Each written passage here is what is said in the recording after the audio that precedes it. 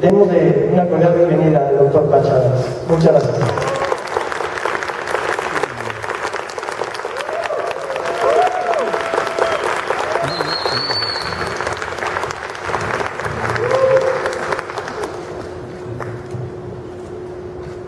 Thank you.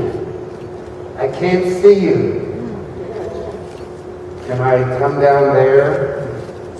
No. Or is that okay to come down here and see their faces? You're stuck with my face. You know, there was a movie made of my life, Patch Adams, with Robin Williams, and they wanted to sell tickets. So they showed my funny side, because what sells in movies is funny and violence. Those are the two kinds of movies that sell a lot of tickets. But if I had been in charge of the movie, if it has my name on it, the theme would be peace and justice. So I want you to know that Patch Adams has lived his life working for peace and justice and care for all people. That's who I am.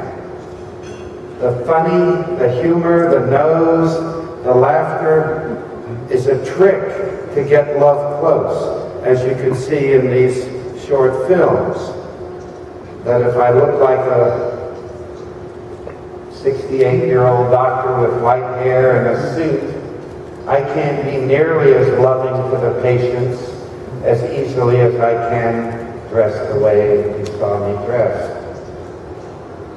And that my purpose here and purpose around the world is to make a world where no one alive can remember what the word war means. I will say that again. My purpose is to make a world where no one who is alive knows what the word war means, because there hasn't been any. And that they have to look in an old dictionary for this word, and maybe even doubt that it was true that we would ever do such a thing. No country was ever safe to its women. And I want a world where women are safe everywhere. And what is the connection maybe to this campaign? It's interesting, in my country, most people are lonely.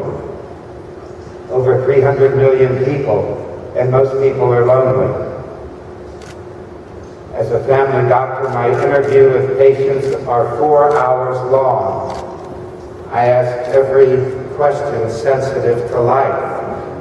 There is nothing about your most private life that I don't ask on the first encounter.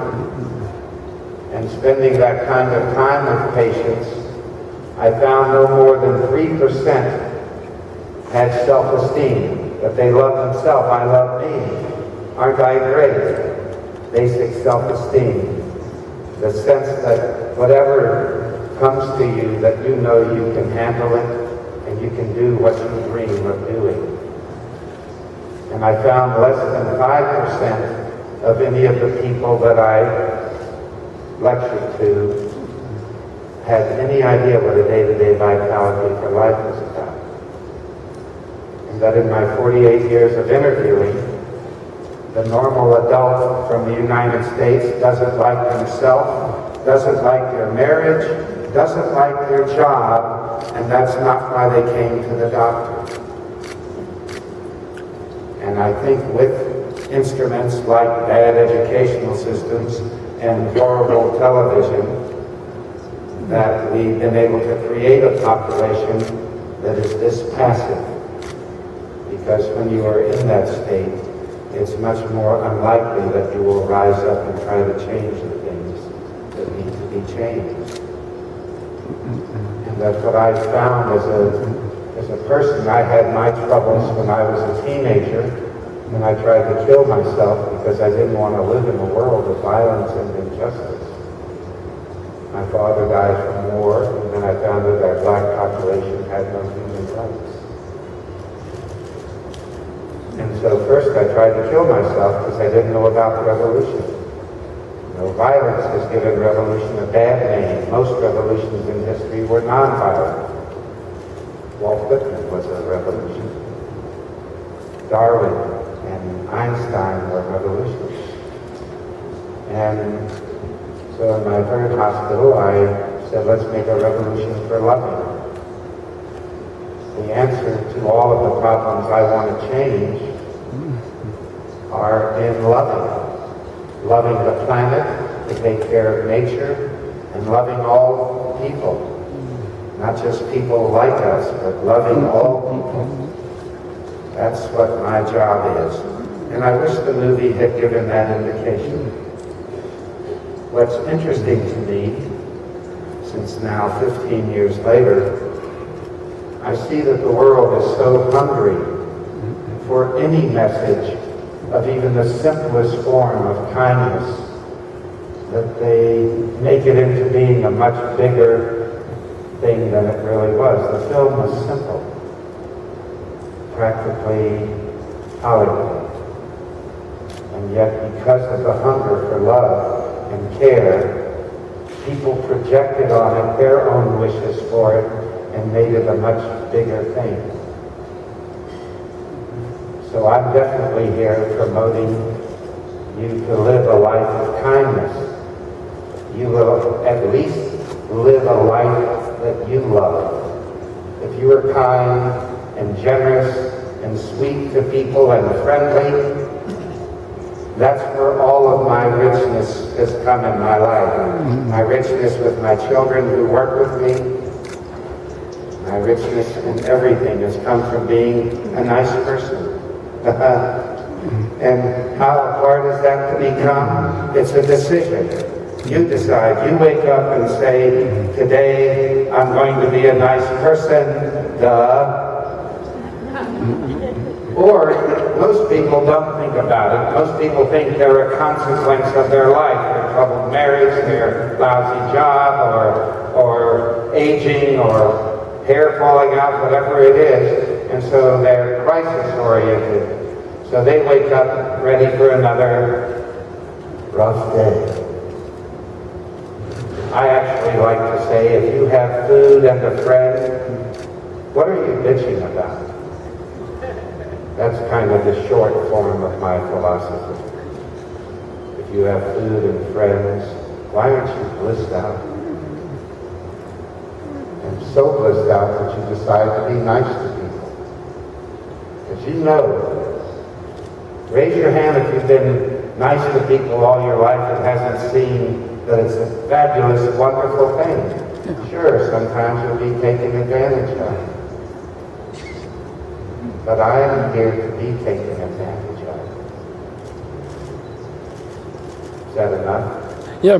I can get really radical here if you want, but I'm sure you get the subtext of what I'm saying. Patch, a question? Yes. Fabulous. Okay. I hope they paid you to ask a question. 3 months ago, Si quieres en español, por favor, tu nombre y que de qué me vienes. Jorge Villegas, Okay. Yes, you can eltiojorge.com. speak Spanish, but I'm going to have to... No, we speak English. They will translate it to you. 3 months ago, a close friend of mine passed away. During the preceding days, my job, if you can tell it that way, was to go daily and make her laugh. But then I would return and would be crying and crying and crying. Are those tears of laugh? Are they tears of love? Yeah, of love and laugh. You know, And the second one, excuse me, Okay. is your clothes designed by you? You design your own clothes? I'm part of a commune. You know, the smartest thing I ever did was to live communally with a group of people. Because, you know, the worst sociological decision in history was nuclear family. It's failing everywhere. If you look in Mexico, where extended families still live with each other, that's where family is strongest, where children are healthiest. We know practically nothing about that in the United States. I live in a commune, and one of the people makes my clothes. She's a fiber artist. And about my friend and and my clothes match. Yeah, of course, yeah. So I have never had trouble coordinating them. And the other thing, About my friend that passed away, and I cried after making her laugh. you know, grieving is a celebration.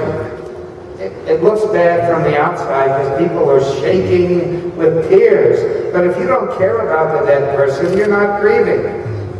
It actually is a celebration that you love them. And you might even remember when they were alive and they went away for 6 months, you cried when they went away. That's the celebration of the closeness. How I like to talk about it is that the tears are like the same thing you do with seeds. You water the seeds and they grow into beautiful plants. And when you grieve, you water the soil of their permanent presence. You understand what I'm saying? That it isn't long before you notice, my mother's here, she died in 1989, but everything that people like about me came from my mother. And she's always going, you know, get a haircut, tuck in your shirt. She's right there. And the tears make the soil good for that. There's a great Neruda poem, Pablo Neruda, the most read poet of the 20th century, and I'm sure it's good in Spanish, but I'll give you the short poem in English. I hope it's this good in Spanish. These are his words. If I die, survive me with such sheer force that you waken the furies of the pallid and the cold. From south to south, lift your indelible eyes. From sun to sun, dream through your singing mouth. I don't want your laughter or your steps to waver. I don't want my heritage of joy to die. Don't call up my person. I am absent. Live in my absence as if in a house. Absence is a house so vast that inside you will pass through the walls and hang pictures on the air. Absence is a house so transparent that I, lifeless, will see you living. And if you suffer, my love, I will die again. That I have is, you're talking to us. That Come on. Okay, yeah. That's the one I love. That's the one I love. Go ahead. No, I don't. No, Okay. You're telling us that not everybody lives. And you have lived a life full of kindness. Yes. What's the best advice that you can give out all of us? And you have all the media guys here to send this message around kindness and how can we be kind to each other in order to live a fuller and richer life. I mean, first, I don't want it to be a long and difficult journey with many ups and downs. Wake up today and decide to be nice. If you need an example, study normal, undamaged mothers. They are doing work that most men could never even conceive of doing. So I'm really just trying to be my mother. Okay, my mother was a school teacher. She never was mean to anybody, never unkind, disrespectful, apathetic, normal, healthy human behavior. We're so far from kindness, we have to make it a goal. How strange are we? No country in history was safe to its women. Never. So what do we men know? We have no idea that most women feel unsafe here in Mexico City all the time.